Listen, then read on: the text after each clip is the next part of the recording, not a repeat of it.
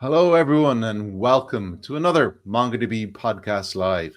It's great to have you with us. I'm Shane McAllister, and today we've got a fantastic show, as ever, lined up for you. We're diving into one of the most exciting shifts in modern data architecture, the move towards multi-cloud, hybrid, and edge computing.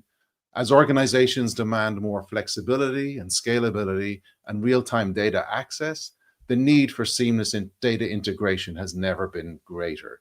And so joining me today is Peter, who's principal architect at SnapLogic. And Peter's going to break down how SnapLogic is revolutionizing the way businesses connect data across clouds, on-prem and beyond. We're going to talk about the challenges that enterprises face in multi-cloud and hybrid environments. And of course, how MongoDB and SnapLogic work together. And we're going to get a first-hand look at the SnapLogic UI and exclusive showcase of SnapLogic's latest AI-powered data automation in action. Peter, you're very welcome to the show. How are you? Hey, how are you? Thanks, Shane. Thanks for having me on. Not at all. It's great to have you. So where are you joining us from, Peter? I asked our guests, our viewers, to say where they are coming from. Where are you based? Sure thing. I'm based in the San Francisco Bay Area. So more specifically, if you're familiar with the area, I'm actually located in the East Bay. That's where I live. SnapLogic offices are actually located on the peninsula, so that would be over to the west side of the bay. So, but currently I'm home. So excellent. So we're getting you at somewhat the start of your day, tail end of my day here in Ireland, and I know the US daylight savings changed at the weekend, right? Too. Let's keep it current. So I think the scheduling of this gave me a little bit of angst, kind of going, am I 5 or 8 hours? Am I 7 hours? What's the difference? That's right. Yeah, and usually with the first week of daylight savings, it's a little bit sleepy, right? Because like you lose an hour, right, in the spring of sleep, and it just takes me about a week to adjust to it. So my kids, it takes me longer, but nonetheless, it's all good. Yeah. Well, listen, it's great to have you join us, Peter. Look, I talked about some of the things that we're going to dive into in the introduction, but one of the key things that I'm always interested in, and I know that our audience are as well too, is for any of the guests I have, I love to know your path to date, your career path to date. You know, how did you end up here? What were you doing beforehand? What did you do all the way back in college? You know, where have you been since, etc., that took you to right now with your current role as architect in SnapLogic? Yeah, sure thing. Well, I graduated from RIT. That stands for Rochester Institute of Technology. That's located in Rochester, New York. That was quite a few centuries ago. But I do hail from the New York City area, in the tri-state area where I was born and raised.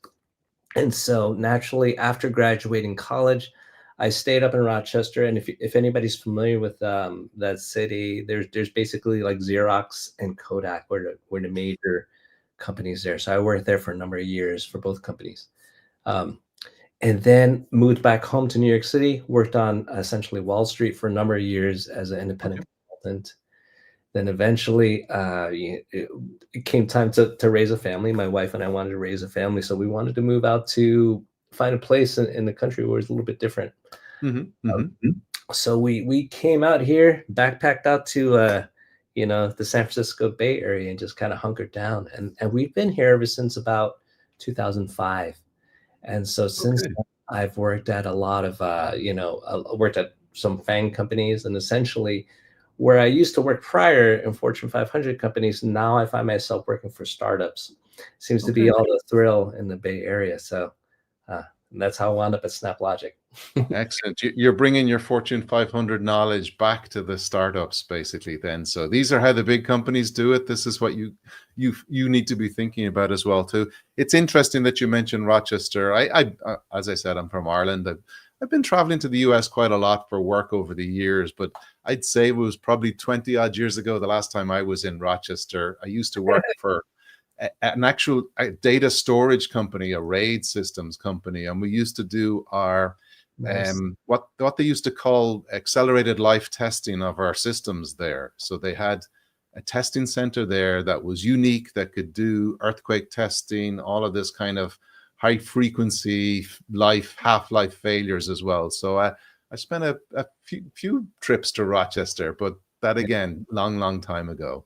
Mhm. Perfect. So you mentioned then culminating in SnapLogic. Tell us a little bit for the viewers who don't necessarily know. Tell us a little bit of, around SnapLogic, a kind of a high level overview of what SnapLogic does, what the problem it's solving for its users, and in the kind of modern data ecosystem that we're in.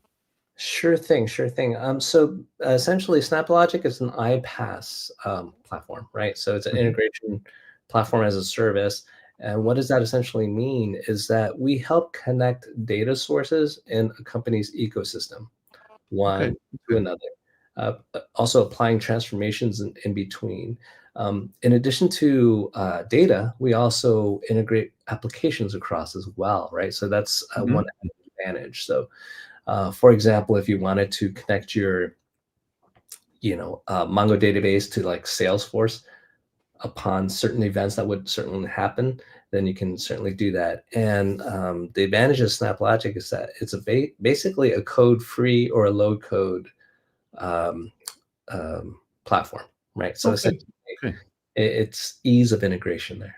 So, Okay, so you're kind of like an interoperator between all of these platforms, and yes. obviously, I think particularly in large enterprises, MongoDB included as well too. We use so many different platforms as well. It's like, well, how do we connect all these things together? And obviously, from our own perspective, we have integrations with our key cloud partners and many other tech partners as well too. But you're sitting in the middle space then, Peter, in SnapLogic. You have to be almost agnostic. You just need to make sure you can get, from A to C through SnapLogic being the B in the middle, right? That's right. That's right. And it should be like a seamless interaction too. And Hmm. that's where it gets somewhat tricky at times, right? So you have a Hmm. lot of different compliance space that changes a bit. Hmm. So you're talking about different environments as well. So it's not just like point A to point B. It's like you really have to skip over like hurdles at certain times. Yeah. Yeah, I can imagine it's hard, and as maybe, and I don't know, but I would imagine your engineering team are have to keep very much on top of the moving, shifting, ecosystem that's out there in terms of what people are building, what people are adding, and what knock-on effect it might have for SnapLogic's infrastructure, right?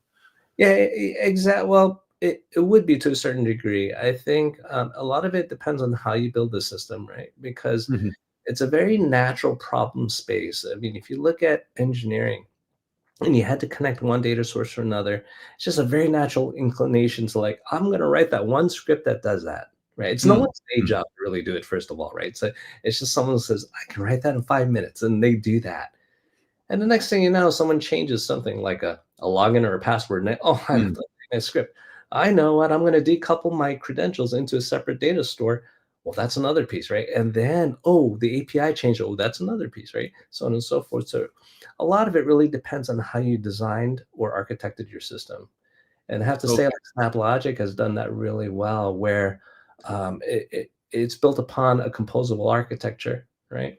Mm, mhm. So there's always going to be moving spaces in technology. It's just a fact of life. And essentially, if you build it right, you don't really have to change too much, but you would need Okay. to uh, append onto it, right? Mhm. And so it's built very well in that degree, where it's efficient and it scales well. Okay, so when you and I were chatting prior to prepping for this stream that we're doing, we talked a lot about flexible data architecture and the kind of various, I suppose you would call them pitfalls, but also, various things to be concerned about as Yeah. to how this, but the flexibility, the advantages that gives you if you bear that in mind from the outset. Talk a little bit about that, like around avoiding things like vendor lock-in and, being compliant and being that resilience that you just talked about. That's right. That's right. And those are just some of the key things of building a flexible data architecture, right? Mhm, mhm, Um, because in this day and age and there's also going to be, the honest truth is like economically, globally, we're all trying to save money, right? We're trying to be mhm. more efficient with what we have, right? And we're also at the same time, we're also trying to maximize what our expenses are, right? Mhm, mhm, So there's going to be a few key principles that we look there for building flexible data architecture, right?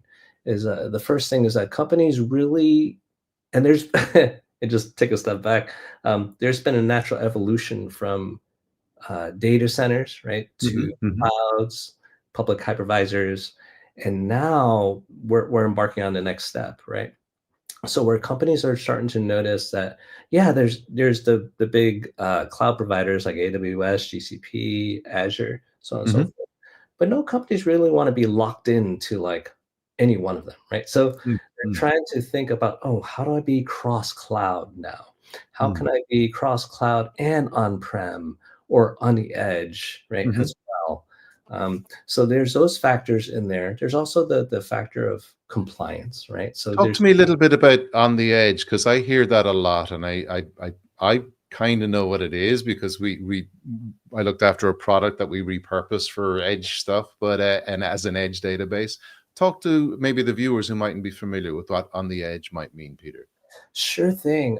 So on the edge is essentially if you have it, if you can think of that as like a computing device that would live, let's say, for example, in your home, a Okay. Wi-Fi router would be a Mhm, perfect example, right? mhm, So that resides in your home, right? For those that have like cable modems at home and such for internet access. So inside your Wi-Fi router, there's certain intelligence there. There's actually think of it as a small computing engine in there mhm, that mhm, it's able to perform some functions separate from the cloud, right? Because everything in the cloud, we're always thinking that we're just um, computing things in the cloud and getting input and output from our homes. Whereas like mhm, you took like a Wi-Fi router that's in your home, you actually have a small computing devices there as well. okay. So any devices that may be, an IoT device, for example, may also Mhm, be an edge device as well. Like right, Wi-Fi routers, little light switches, thermostat mhm. that might be in your home. I'm trying to stay away from product names there, but I get you. We I know when we were building our Edge database product, we were working with some of the cellular providers. So they were saying, look, when your mobile device is making requests, why are we taking that all the way through the network when sometimes the tower that received the request can actually know what to do with it, right? exactly, exactly. Okay. Okay. And here's a funny little and I don't hear this term too often anymore, but like about 5 years ago, there used to be this term called fog computing. And people are like, fog computing, what's that? I love it. If you take a little intelligence from the cloud and you bring it down to the edge, it's like a fog. Right? So, but I don't That's hear a new one. That's a new one on me, but I love it. I love the analogy. I think that's really good, and it's great. If anyone else knows of any other analogies like that, throw them into the comments. For those that joined and missed me, please add any questions you might have for Peter as we make our way through the show. It's great to see the folks joining us, from Pakistan and Indonesia and Bangalore and Denver, etc. as well too. So nice. please do get involved. When I asked you about Edge there, I had stopped you going into the compliance part of how you were explaining what's to be concerned about with flexible data architectures, Peter. So talk to us a little bit about compliance then. Sure thing. So there's I prior to being at SnapLogic, I used to work at a small healthcare company. Hmm, And hmm, so we also used data, talking specifically about data in the compliance space in healthcare. It was imperative that we needed to store our data on-prem, which mm, meant, mm. not in one of the public hypervisors, essentially. So we actually had Mongo Enterprise on-premise, right? Okay. So that became very compliant as well. Whereas the rest of our computing was actually at the time on Azure, right? So Hmm, it hmm, was one of the public hypervisors, whereas our data was actually on premise. So in industries such as like healthcare and also finance, there would be some compliance according to where the data is stored. hmm, Also, hmm, issues of topics of, excuse me, data sovereignty as well. So there's certain data that are produced in specific areas or regions in the world that need to remain there as well. mm, So mm. there's other types of issues and topics that that would come into play as well. Yeah. Okay. And being based in Europe, I'm particularly aware of the issues because we have a very fragmented approach to data sovereignty and compliance as well too. That causes a ton of headaches. Business opportunities at the same time, but a ton of headaches for companies as a whole, you know. And I'm assuming with regard to the compliance side of things, the other factor then in the whole flexible data architecture is just pure resiliency. That's why many people choose multi-cloud in the first place, right? It's to have that resiliency, either from a physical perspective, a geolocation perspective, etc. as well too, right, Peter? That's correct. That's correct. So, a lot of companies are moving, obviously, depending on your requirements towards resiliency, or low RTO, low RPO, like whether you have to be in different availability zones, right? That's Hmm. one area of like resiliency. If that's good enough, then they're just basically in the same cloud provider, but just in different availability zones. They have to be in separate regions. That's another requirement. And Hmm. today, there's even there's a desire to be in multiple clouds as well, right? So you have all those different factors at play. Okay, okay. And so that all of those different factors at play are factors that really help SnapLogic's position in that decoupling of the architecture that companies are kind of ending up with these days. And as you said in your earlier example, yes, it's fine. Somebody can write a piece of code that can do something, and then they kind of, as you said, change the login breaks, and then they got to decouple that, etc. as well too.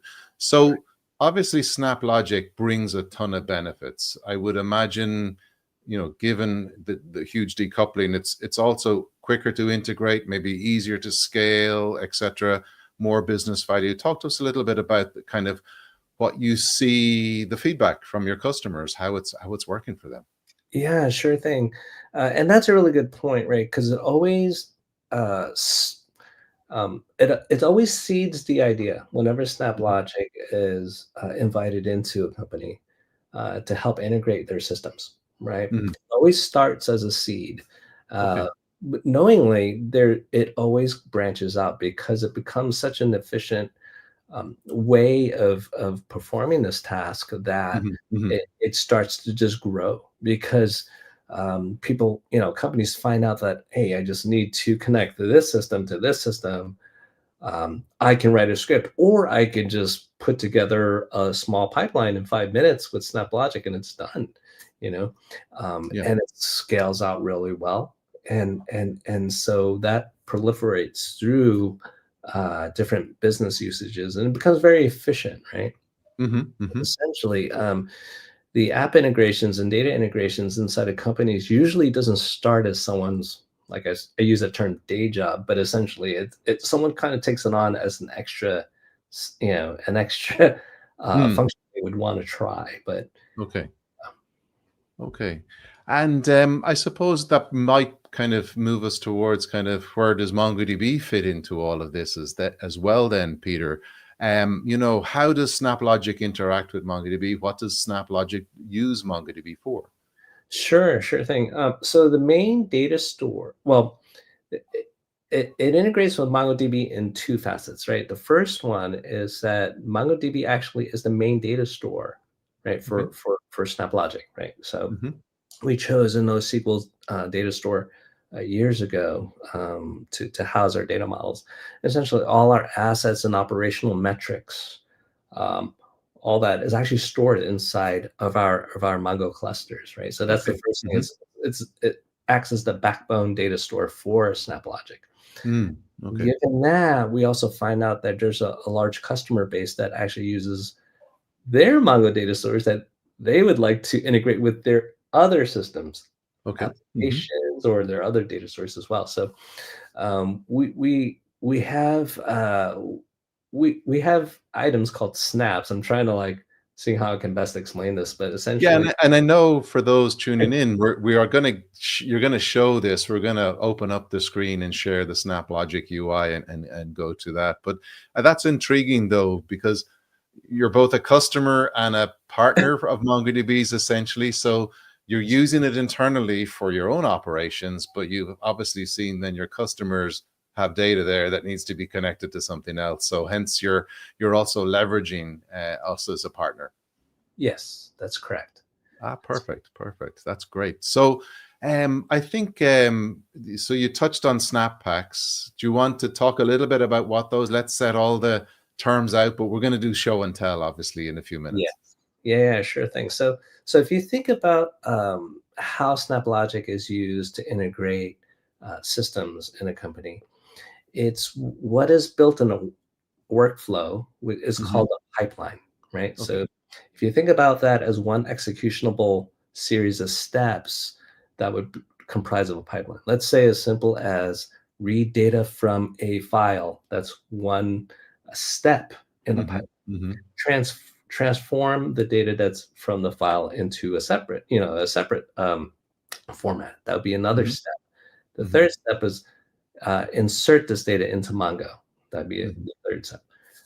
So that comprises a pipeline. Now, each of the steps are also known as we call it a snap, right? Because it's Okay. Okay. so yeah. So each of the snaps are configurable as well. So it's pretty integratable. And that, as you could think about, there's hundreds of different snaps, right? So and Yes. obviously you can snap them together however you want, like Lego Okay. blocks. I like it. And obviously then the term snap packs is a pre-built sequence of snaps that you can leverage it and is obviously kind of as you see customers doing certain things that they require, kind of going, oh, maybe is it the case that you're looking at it going, maybe this is something that all of our customers could benefit on. Let's join all of these services up and give them a template. Yeah, well, we do have template pipelines as well. Okay. A snap pack is essentially a group of snaps. Right. So, Okay. like for example, we have a Mongo snap pack, right? Mhm. So in there, we can connect to different Mongo data sources, have different operations and such, right? Okay. Okay.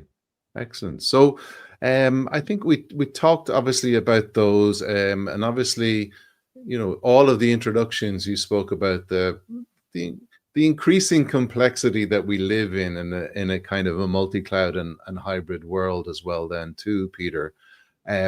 So I would imagine that then that complexity and the way SnapLogic goes towards solving that has just grown the business over time and keeps growing it. That, I suppose, in a roundabout way, I'm saying the complexity of today's environment is a benefit to SnapLogic because it's screaming out for the SnapLogic solution applied to it, right? Yeah, exactly. And if you look at the pace of technology evolution over the years, it's just increasingly faster, right? Hmm. Every step. And we're all familiar with the latest evolution of AI. Hmm. And if you look at the previous incantation to that, it just seems shorter and shorter and shorter, and we're just exponentially going quicker and quicker and quicker. Hmm. Hmm. So yeah, staying in front of that curve, right, is certainly the question, right? So, Yes, yeah. I'm surprised we got to 26 odd minutes into the live stream before mentioning AI. It usually comes up a lot earlier for on most of my guests. yeah. And I know we're going to see kind of an example of an agent creator later on, but how has AI affected SnapLogic's business and kind of how it thinks about things as well too? What changes has the AI brought about for the company as a whole?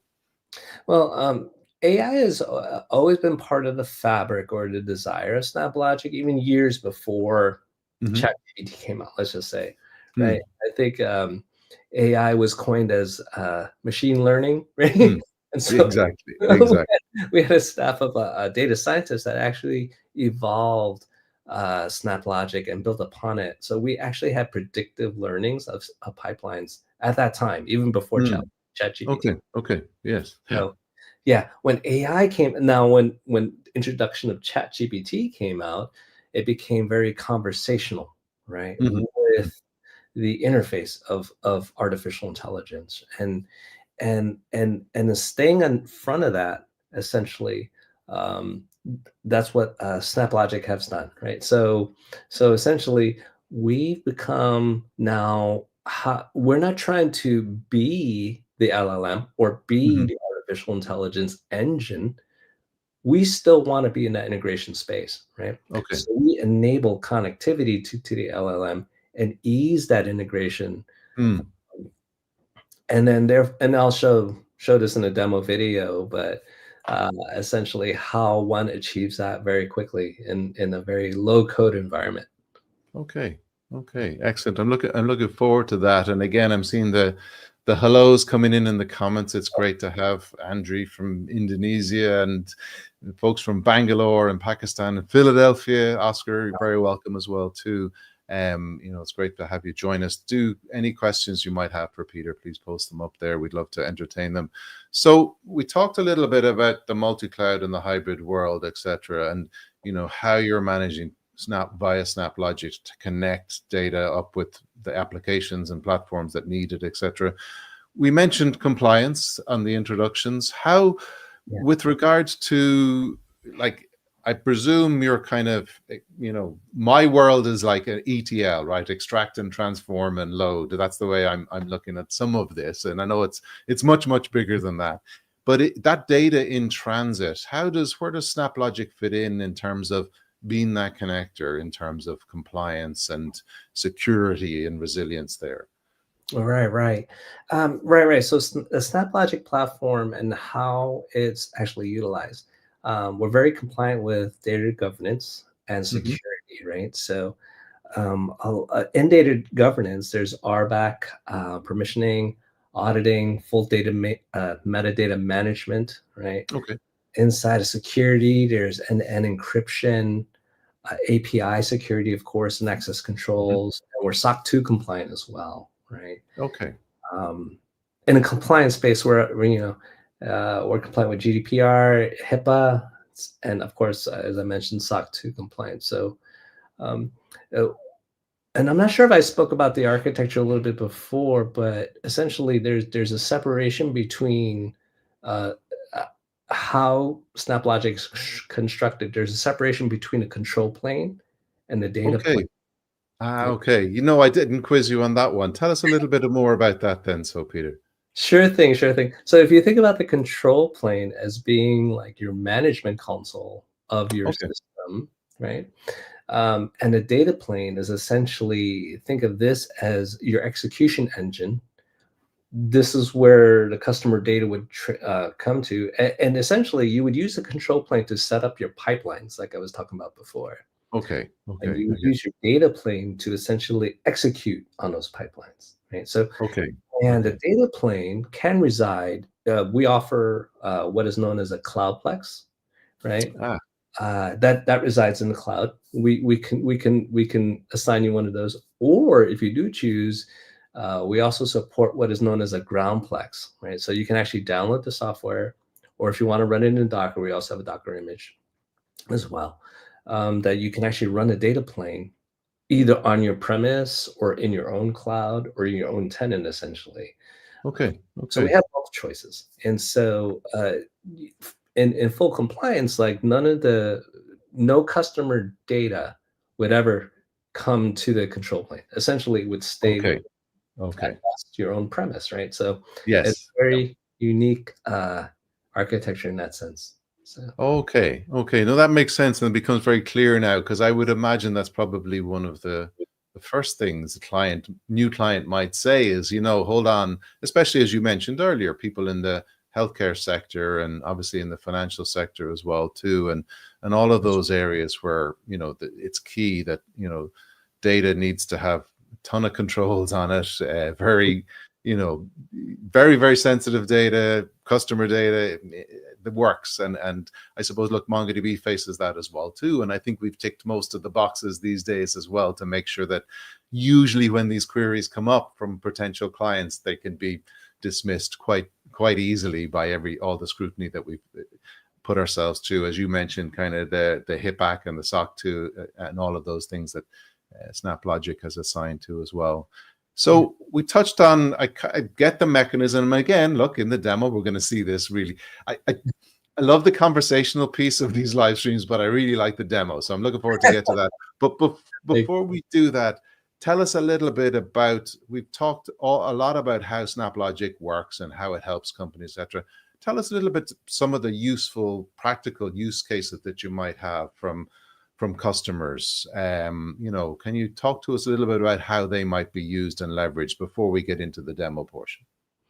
Yeah, sure. So let's say if we think about like joint ventures, especially with MongoDB and SnapLogic, I Hmm. think it kind of plays into the new compliance space and also the multi-cloud environments that we really want to get into, right? Because essentially that's where customers are starting to go to as well. Hmm. There's actually like there's a Gartner report saying that actually by the end of this year, end of 2025, 90% of all large enterprises will be multi-cloud or in Okay. a hybrid Wow. environment Hmm. as well. So it that's just phenomenal to hear about, right? Because it's not just a fad, it's a directional shift, right, Hmm. Hmm.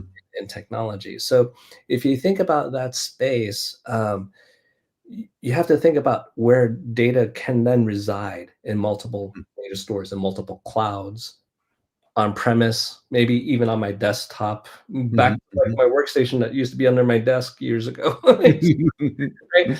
So, just to have that flexibility of being able to transfer data, transform data, and also integrate with applications as well across Okay. all um, easily, right, and Yes. efficiently is like a mind-boggling puzzle that's always evolving as well, right? So I think that's probably one of the most ultimate use cases I see. Hopefully that makes sense. I'm trying to, I'm making a lot of assumptions without um, going to the No. depth first. Then, Yeah, no, it definitely is. And I think throughout our conversation, we've touched on a lot of it.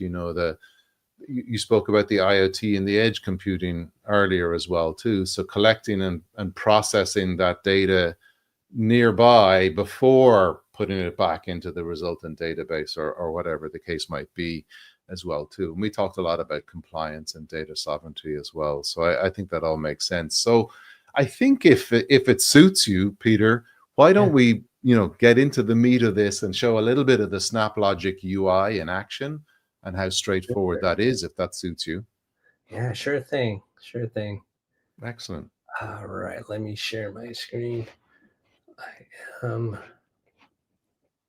okay. So I have a video to show after this, but I wanted to just show this as a precursor. So Sure.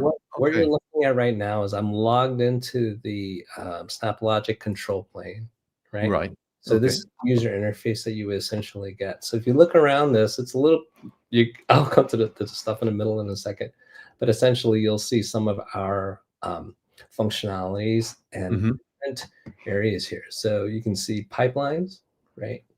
Okay.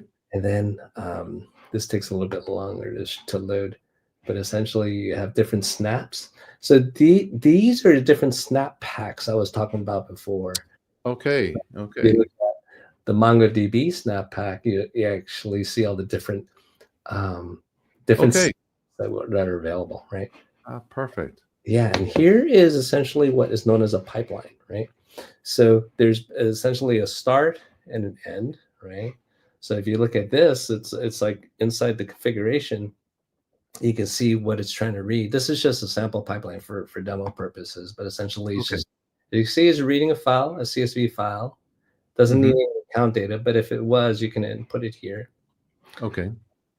And then it goes to the next transformation step where it parses out and so on and so forth.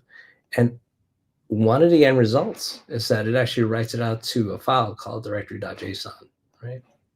Okay. So if I was to execute this, basically it would read the file, Hmm. Hmm. transform it, and then basically write it to two different files. Okay. Okay. And usually I would execute this and then demo this, but I just wanted to throw this concept out here because I wanted to show you something that's very exciting coming from SnapLogic. So Hmm. I'm going to reshare again because I think, Perfect. No worries. Yeah. okay, okay. All righty. Okay. So I'll start this. And before I start this, and taking what I showed you before, essentially you can build an API driven pipeline. It's known as a Okay. trigger task, right? Hmm. And Hmm. so you can also front load that with, let's say you had a conversational user interface, right? And then let's say you built that and you wanted to integrate this into your ecosystem, right? A lot of this stuff you can actually get off the shelf. In this one example I'm going to show you is using artificial intelligence. It's going to Hmm. connect to an LLM, Hmm. and basically an administrator can then purview and then use a conversational interface and search for items about iPhones, right? That's what all it Okay. is. And what it would require is interrogation of databases, so on and so forth. But no, there's not one line of SQL that's actually written. Sorry about Right. the SQL. That's I okay. We'll forgive you. but imagine, if you will, it could also be a Mongo database as well, right? So, but the concept here is that no one has written any programmatic query language, right, Hmm. to Hmm. view the databases, but they're able to you're able to build this pipeline that uses AI to help provide the um, results that you are seeking. So I'm just going to let this play. This is going to go on for about 4 minutes. Okay. I'm not sure if I'll Perfect. show the whole thing, but here we go. Here we have a database query agent connected to a chat interface so that natural human language could be used. This gives business analysts and others greater and faster access to data by removing the need to create complex SQL expressions. Gone is the bottleneck of having a single data team responsible for servicing all data query requests. Our database contains smartphone product information, so let's ask a question about device pricing for an iPhone. The AI agent processes our request, and we get back a response in straightforward natural language. To build trust with AI solutions, we added the ability to look behind the scenes at the inner workings of the AI agent and show how it got the results. Here we see that the database agent leveraging another agent called query agent and passing it the parameter get the price for iPhone 13. That agent processes our original request and constructs a SQL query. SQL expressions are fairly specific and exact in nature. Things like spelling, capitalization, and spaces matter. In this case, the product search was for iPhone 13 as one word, all lowercase, and without a space. Unfortunately, we see that the query returns no results. Instead of giving up, the database agent tried again, but expands the search parameters and looks for any product with iPhone 13. This then gets us a modified SQL expression where the database product names are normalized to all lowercase. Again, the query returns no results. Not to be defeated, the agent further expands the query once again, this time asking for all product where iPhone appears. The resulting SQL expression normalizes all product names to lowercase and is looking for any product name with iPhone in it. This time, the query is successful at retrieving information out of the database. In the next steps, the information is analyzed and then a response is crafted using natural language.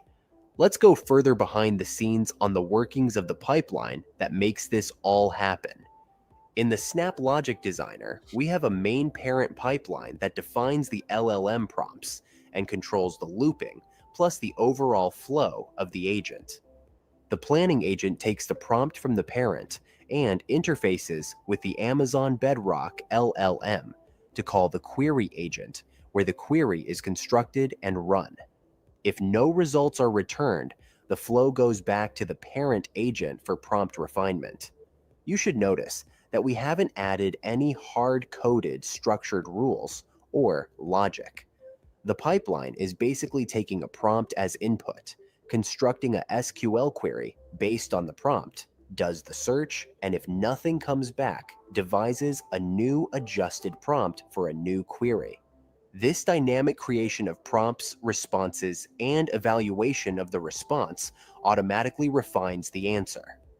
Once data has been successfully retrieved, the next pass through the planning agent sends the information to the data analysis and response agent. There it is examined and a response will be crafted in natural language. By leveraging SnapLogic Agent Creator, create and deploy agents faster with any connector, pipeline, or API. Avoid vendor lock-in with your choice of LLMs and multimodal support. Safe and secure with built-in observability, evaluation, and data security. Visit our website to learn more about SnapLogic and Agent Creator. All right. Hello, everyone. Excellent. No, thank you for that. It was I understand what you mean now about kind of we set the scene, we showed a bit of the UI, and then we showed the demo in action, which is great. So all of that, as you said, done with no code, with all of the snaps, etc. But I loved how you engendered the trust behind it, because you could see what was happening behind each one. I think that's really key for building these types of agentic kind of applications, is to be able to, we know the AI is clever enough to do it, but we also want to look under the hood, right? We want to see what decisions are being made. Tell us a little bit about how that was kind of thought about internally in SnapLogic, coming up with this, because I think it's probably key for people's kind of, I suppose, trusting of the agents in this instance, right? Right. And just look, with any type of new technologies, and especially a large evolutionary step, it's very important to put in checks and balances, right? Because AI, as fascinating as it can be, you still need to check where it is, right? Because obviously, right, currently, now there's still the paranoia of like AI is going to take over the world, and War of the Worlds is going to come, and computers versus, right, the whole thing. And so maybe it's checks and balance, and a lot of that may be real, right? Who knows?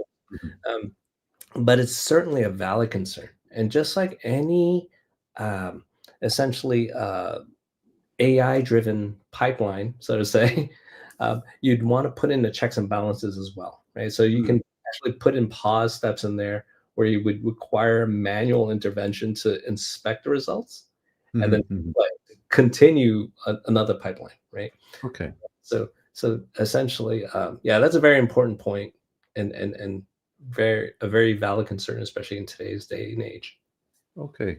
I love the way in the demo it refined the query a couple of times until it got, it surfaced up some of the results that it was looking for. Yeah. How do you, is there a limit to how you can, the agent would keep trying to refine a query till it got a result? Or is there a way to put guardrails on the extent to which it might do something in that regard as well, Peter? Is that a case? Yeah, exactly. It depends how you want to align up your snaps, right? And you could put, let's say, counters in the snap saying, hey, make sure, if it comes back with no results more than 3 times, then take this other route. Okay. So yeah, it's all configurable in there. Okay. And obviously when you showed us the Snap UI there, and the snaps that were in there, and the MongoDB snap packs that you had available as well too. Yes. And ultimately, the whole goal of some of kind of getting the word out there about SnapLogic is hopefully to drive some attention towards that. How do people get started with SnapLogic? Like, how easy it is to, sign up for the platform, join, and get to play around with that? Is there, how do you get people on board the platform? Do you have amazing documentation, tutorials, etc.? What way do you onboard new customers? Yeah. So there's both, right? We actually have a wealth of documentation online. There's also there's an online community called Integration Nation as well. If you did a search on SnapLogic Integration Nation, there's an online community as well. And you can also sign up for a free trial, right? So there's that as well. And I think we'll share those links with the show notes, I would assume, right? So yeah, happy to put those out as well too, which would be great. So people can sign up for the free trial. What does that, is that a time limited trial, or is it a certain amount of snaps or pipelines, or what's the gate on that, Peter? Yeah, exactly. It is. It's a 30-day free trial, right? And it's only limited to certain snap packs as well. I am curious if the AI ones are in there, the pipe loops and stuff like that are included in there.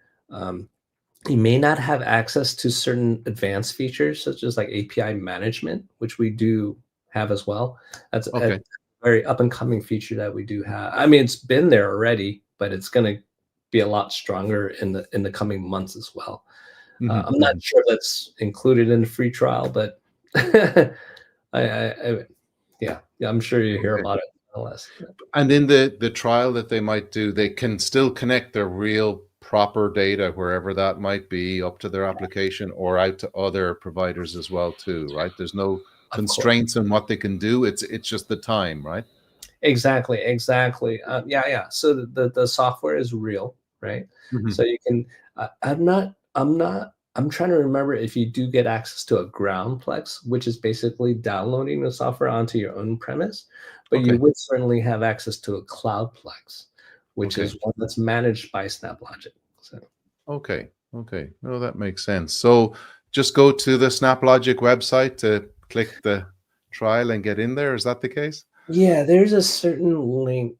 Um, I think it's www.snaplogic.com free hyphen trial.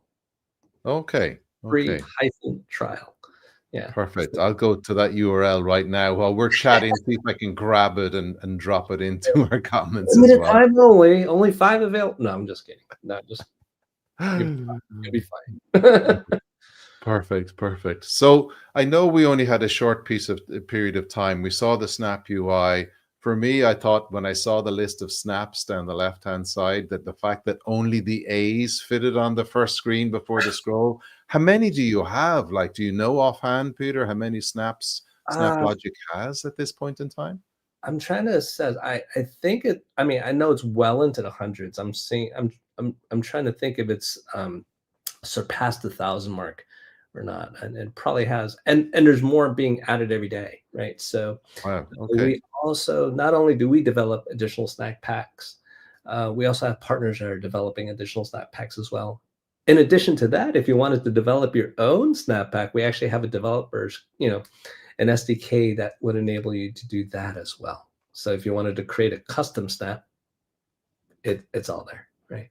Obviously, that would require some coding, but yeah. Perfect. Well, I found that URL. I just put it into the Oh, comments there as well too. I'll post it across into LinkedIn just shortly as well at the same time. You can thanks. certainly jump there. I suppose the key here too, also being the MongoDB podcast live. If you have your data on MongoDB, you can use all of those snap packs and everything else that you have already populated up there to get playing around quite quickly, right? Yes, that's right. Excellent, excellent. What's excited you most about kind of this is the question I ask most guests because I'm kind of keen, even from a personal perspective, to see what they tell me. The AI, you mentioned it's been around for a long time, machine learning and everything else for those of us who've been around a long, but even in your agent creator video there, it seemed incredibly powerful Mhm. and very, very straightforward to get up and running. What's exciting you in general, not just in your own SnapLogic space, but in general about AI these days, Peter? I'm really curious about the next step AI is going to take. When we think about agents, right? Mhm, Those are essentially it's supposed to be autonomous engines that run mhm. without any interactions, right? So if you wanted it to do something for you, you just ask the agent, right? It's basically like if you could think of it as a music agent, right? Mm, Like mm, what does a music agent do for you, right? So they help you book gigs. They help you market your music, right? So on and so forth. So I'm looking at the next evolutionary step of this is having everything be autonomous, right? That's pretty wildly fascinating what it could do, right? So mhm, mhm. it, you know, can you if you could just imagine just like hey go it's my my wife's birthday coming up, right? So like, oh, I really need to get her something, and it's going to go and order it for me, and Your wife's not going to like that example now, Not at Peter, that all. you're going to use AI to buy her birthday present. We have to think of a more mundane example, right? Yeah, exactly. I mean, I'll adjust, but yeah. Yeah, no, I agree. I mean, I for me, the agentic space is very interesting. I do hope it does take care of the mundane things to give us more time to do the nice things. Yeah. Often, all too often, I see these amazing AI demos that they're doing the amazing, cool stuff that you'd like to do yourself, as opposed to the mundane stuff that you'd like taken away. But at the weekend, I was away and I'd made a booking in a restaurant that we couldn't make. We weren't going to get back on time. I phoned up and it said, the usual interface, press one, etc., etc. I did that and was like, and this is the first time in real life it happened to me. It was an AI voice agent. What do you want to do? You want to cancel your reservation? Is that the reservation for tonight for 4 people at 8:30? Yes, it is. Perfect. Right. Just confirm you want to cancel it. It's canceled and then done. So for something like that, AI is perfect because that's a non-transaction basically. It's like, look, this is a poor thing. I need to cancel it. I'm very sorry, I can't turn up. Whereas the flip side of that, I want to book a table. I don't know. Do I want to talk to the AI per se? I might want to talk to the host or hostess and learn a little bit more about it. So we'll see. Yeah, that's right. Just like the travel agent is a great example. Like if you're in flight, yes, let's say that it's going to be late, but you're going to miss your connection. Wouldn't it be beautiful if you had an autonomous agent actually rebook you on another flight while you're still flying on the first flight? So by the time you touch down, it's seamless. Like, because that's probably one of the most paranoia events that would happen when you touch down. Like, oh my gosh, my luggage. What do I do? How do I connect to my other flight? How do I get to my destination? Well, if that's all taken care of for you, it's just so much more convenient, right? So yeah, I think so. And look, I very much look forward to that level of convenience hitting us all soon in various kind of projects, etc. as well too. Just before we wrap up, Peter, going back to at the beginning, very keen on your career path to date, etc., and where you've come from. I'm also keen in your role as principal architect with SnapLogic. How do you learn yourself? How do you keep on top of the changes that are happening in our landscape all of the time? Where do you go to keep on top of all of that news and technology? Well, I do try to stay connected with industry and different external partners like yourself, Shane. I mean, because you bring a lot of great insight and that helps feed ideas and the next evolutions of designs and architectures that we do have in-house for SnapLogic. So I think that's a key opportune function is to stay connected with third parties, right? Mm-hmm. And if it was hard to get started there, maybe going out to like different IT networking events in your area, if there is any, or online forums as well, right?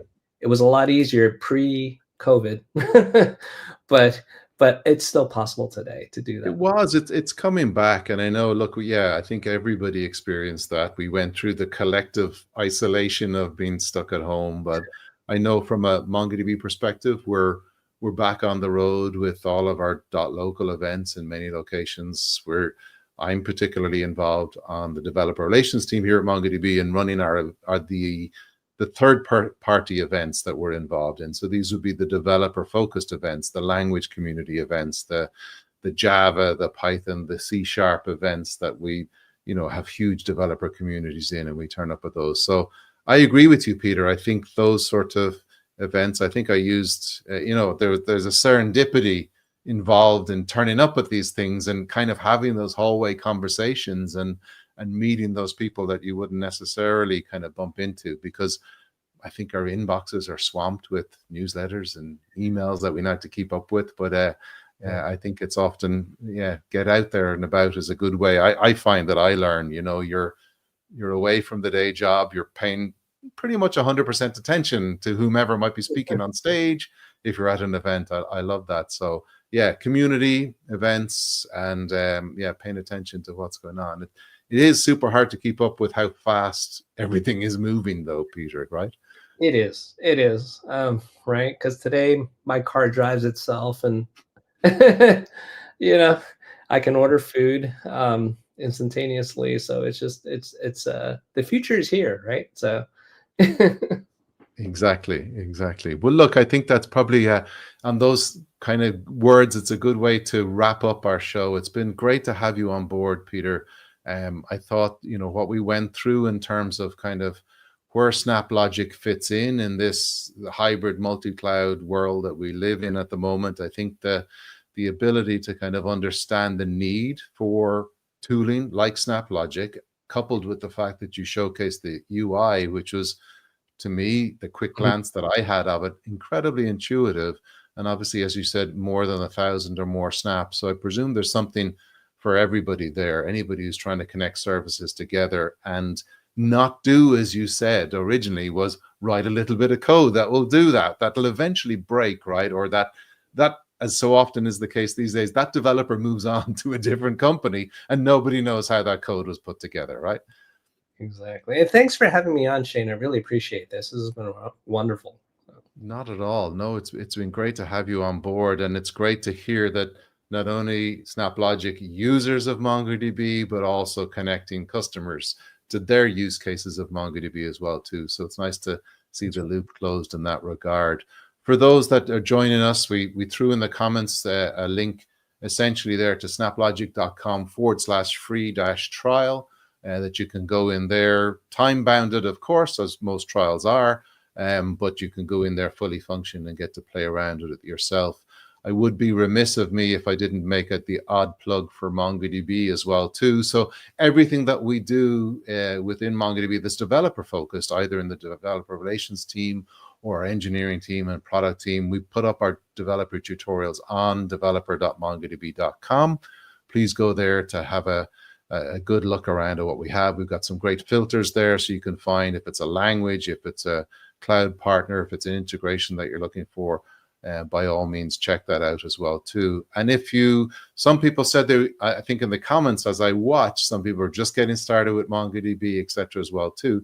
So if you need help, our community.mongodb.com is the place to go. That's our forums where our DevRel team, our engineers, our support people all hang out as well too. So that's the end of my plugs. But for me, Peter, it's been great to have you on board to learn a lot more about SnapLogic. And it would be remiss of me not to do a shout out to your colleague, Dominic. Dominic, I met at reInvent, AWS reInvent. He's an ex-MongoDB person. And essentially the chat with him at reInvent, going back to our talk about events being serendipity, quick chat with Dominic at the MongoDB booth was, hey, can we get someone from SnapLogic on the MongoDB podcast live? And here you are. So Peter, we're closing the loop. Dominic, gratitude to get Peter on the show with me. I appreciate that. I hope you enjoyed our slot, Peter, and you got everything that you wanted to do across in our conversation. Yeah, it's been great, Shane. Thank you so much. And thank you, Dominic. Yeah, thanks. We give him a shout out. Well, listen, Peter, it's been brilliant. I hope, I'll keep an eye on what's going on in SnapLogic. And as you have new things or new demos, just keep in touch. We'd love to get you back on the show sometime in the not too distant future to show how SnapLogic is kind of bringing new features to this space as well too, which I think is incredibly important. As you said, it's can be a messy space. It doesn't need to be with the use of tools such as SnapLogic. All right. Thank you, Shane. We'll do. Definitely. Excellent. It's been my pleasure. Thank you so much, Peter. And from me, Shane McAllister, please tune in every Tuesday mostly, where you'll hear me or one of my colleagues have great guests such as Peter from SnapLogic on as well too. We do appreciate everybody who joined and commented, and we look forward to having you back again. But for now, for this stream, for this episode of Podcast Live, thank you, everybody. It's been great to have you. Take care. Thank you.